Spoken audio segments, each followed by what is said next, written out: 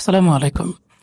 বিশ্বের গুরুত্বপূর্ণ আন্তর্জাতিক সংবাদে আপনার সাথে আছি আমি ওমর ফারুক। শুরুতেই ফিলিস্তিন সংবাদ।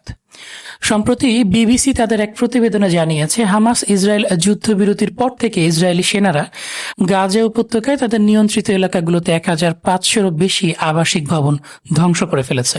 এদিকে তুরস্কের প্রতিরক্ষা মন্ত্রণালয় জানিয়েছে, আজারবাইজান থেকে তুরস্কে আসার পথে তুরস্কের একটি C-130 কার্গো সামরিক বিমান জর্জিয়ায় বিধ্বস্ত হয়েছে। বিমানটি তুর্কি সামরিক বাহিনী সরঞ্জাম পরিবহন কাজে নিয়োজিত ছিল। জর্জিয়ার স্থানীয় নিরাপত্তা সংস্থাগুলো তুরস্কের উদ্ধার টিমের সঙ্গে যৌথভাবে কাজ করছে। তুরস্কের সামরিক কার্গো বিমান বিধ্বস্ত হওয়ার ঘটনায় বিমানে থাকা 20 জন তুর্কি সৈন্যের সবাই নিহত হয়েছে। তুরস্কের প্রতিরক্ষা মন্ত্রণালয় নিহতদের পরিচয় প্রকাশ করেছে। এবারে সকল বাহিনীর সর্বাত্মক নিয়ন্ত্রণ ও আজীবন দায়মুক্তি পাচ্ছেন জেনারেল আসিম মুনির। পাকিস্তানের সিনেট একটি গুরুত্বপূর্ণ সংস্কার বিল পাশ করেছে, যার মাধ্যমে দেশটির সেনাবাহিনীর প্রধান জেনারেল আসিম মুনিরকে সব সামরিক বাহিনীর ওপর পূর্ণ নিয়ন্ত্রণ ক্ষমতা প্রদান করা হচ্ছে। অর্থাৎ সেনাবাহিনী, নৌবাহিনী ও বিমান বাহিনী সবকিছুর নেতৃত্ব এখন তার অধীনে একীভূত হবে। বিলে আরও উল্লেখ করা হয়েছে, জেনারেল আসিম মুনির তার দায়িত্বকাল এবং অবসরের পরও আজীবন আইনি দায়মুক্তি পাবেন। অর্থাৎ তার বিরুদ্ধে কোনো মামলা সহ আইনি পদক্ষেপ নেওয়া যাবে না। তবে এই আইন কার্যকর হতে হলে বিলটি এখনও পাকিস্তানের জাতীয় পরিষদ বা লোয়ার হাউস থেকে অনুমোদন পেতে হবে, সূত্র রয়টার্স। পাকিস্তানের আদালতের সামনে গাড়ি বোমা হামলা। পাকিস্তানের ইসলামাবাদে আদালতের বাহিরে গাড়ি বোমা হামলার ঘটনা ঘটেছে। ঘটনায় এখনো পর্যন্ত নিহত হয়েছে 12 জন, আহত অন্তত 20 জন। স্থানীয় পুলিশের ভাষ্যমতে এটি একটি আত্মঘাতী হামলা।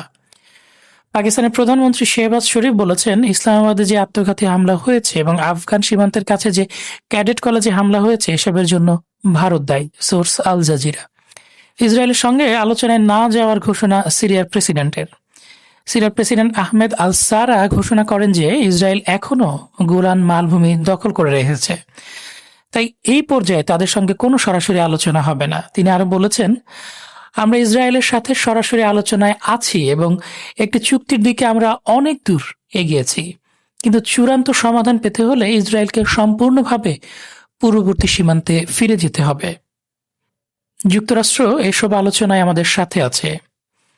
আরও অনেক আন্তর্জাতিক পক্ষ আমাদের অবস্থানকে সমর্থন করছে। ট্রাম্প এখন আমাদের অবস্থানকে সমর্থন করছেন এবং সমাধান দ্রুত করতে তিনি ভূমিকা রাখবেন। সিরিয়ার প্রেসিডেন্ট আহমেদ আল সারা 9/11 হামলা সম্পর্কে বলেন, আমি তখন মাত্র 19 বছর বয়সী ছিলাম, খুবই তরুণ। তখন আমার কোনো সিদ্ধান্ত নেওয়ার ক্ষমতা ছিল না, আর আল কায়দাও তখন আমার এলাকায় উপস্থিত ছিল না। সুতরাং এই বিষয়ে আমাকে জিজ্ঞেস করা মানে ভুল ব্যক্তিকে প্রশ্ন করা। আমরা প্রতিটি নিহত বা সামরিক মানুষের জন্য দুঃখ এবং শোক প্রকাশ করি। আমরা জানি যুদ্ধ মানুষের ওপর কত কষ্ট দেয়। সিরিয়ার প্রেসিডেন্ট আহমেদ আল সারাকে যখন জিজ্ঞাসা করা হয়, আপনি কি দক্ষিণ সিরিয়া পুরোপুরি অস্ত্রমুক্ত করতে রাজি, তিনি বললেন, পুরো একটি অঞ্চলকে পুরোপুরি অস্ত্রমুক্ত করা কঠিন, কারণ যদি সেখানে কোনো বিশৃঙ্খলা বা নিরাপত্তাহীনতা তৈরি হয় তখন কে তা রক্ষা করবে। যদি সেই অস্ত্রমুক্ত অঞ্চলকে কোনো পক্ষ ইসরায়েলে হামলার ঘাঁটি হিসেবে ব্যবহার করে, তাহলে তার দায় কে নেবে?